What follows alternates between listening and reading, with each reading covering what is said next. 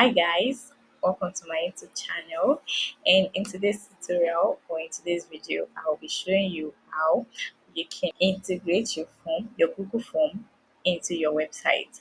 So let's get started. So my last video I did a tutorial where we created a comprehensive onboarding form with Google Forms.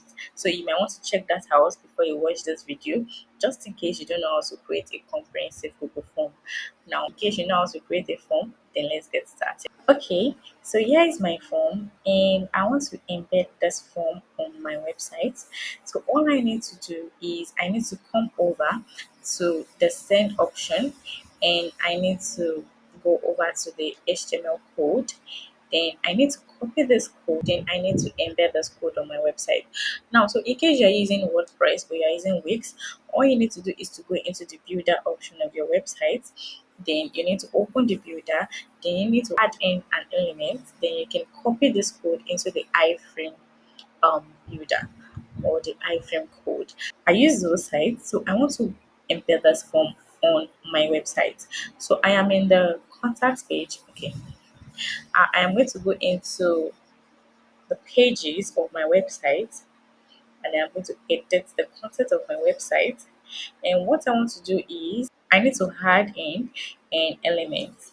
Now I'm going to click on add element. Then I am going to click on embed iframe.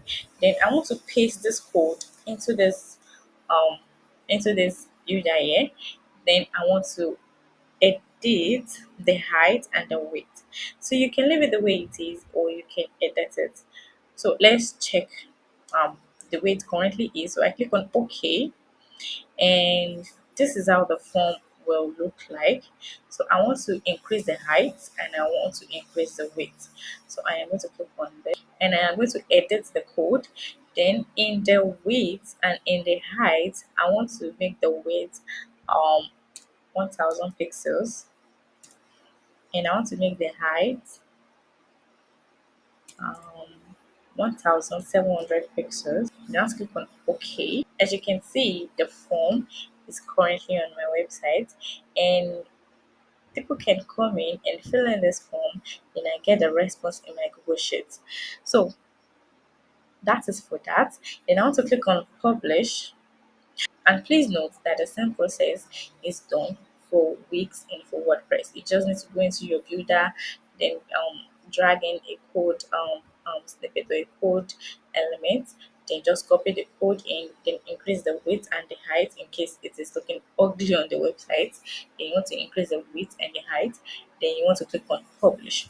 So after publishing this website, then people can be able to come into my website and see this form and complete this form on my website, and I get the response. Now I want to go into my site and I want to refresh this page. Okay, as you can see, the form is currently on my website, and what I want to do is I want to fill in this form and see how the response goes. So I want to add in my first name as Glory and my last name as text 2, then my email address as glory at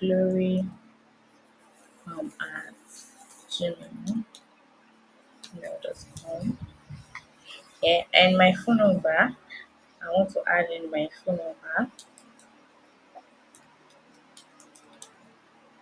Then my company name, I want to just add it as Glory CIM. And my website URL, I'm just going to add in Glory. Then my service required, the service I require, I can just click on 1, 2, 3. Then I can click on order, and I want to get CRM training. Then I want to click on submit.